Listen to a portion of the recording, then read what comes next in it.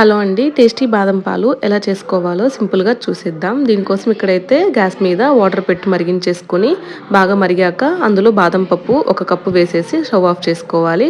ఒక 5 మినిట్స్ తర్వాత ఈ విధంగా అయితే మనం తొక్కని రిమూవ్ చేసేసుకోవాలి. మనం రిమూవ్ చేసేసుకున్న బాదం పప్పునంతటిని ఇలా మిక్సీ జార్లో వేసేసుకొని కొంచెం పాలు అనేది వేసేసుకొని ఇలా అయితే మెత్తటి పేస్ట్ లాగా రెడీ చేసుకొని పక్కన పెట్టేసుకోవాలి. నెక్స్ట్ ఇందులో ఒక మంచి ఫ్లేవర్ కోసం ఒక హాఫ్ స్పూను కస్టర్డ్ పౌడర్ని అయితే తీసుకొని పాలల్లో వేసేసుకొని కలిపి పెట్టేసుకోవాలి. ఇక్కడ నేను 1 కప్పు బాదం పప్పుకి 1 లీటర్ పాలు తీసేసుకొని ఈ విధంగా అయితే మరిగించుకున్నాను. మీగడ అనేది ఫామ్ అవ్వకుండా గరిటతో తిప్పుతూ మరిగించుకోవాలి. ఒక 5 మినిట్స్ తర్వాత మనం ముందుగా రెడీ చేసుకున్న బాదం పప్పు పేస్ట్ని కూడా అందులో వేసి బాగా కలిపేసుకోవాలి.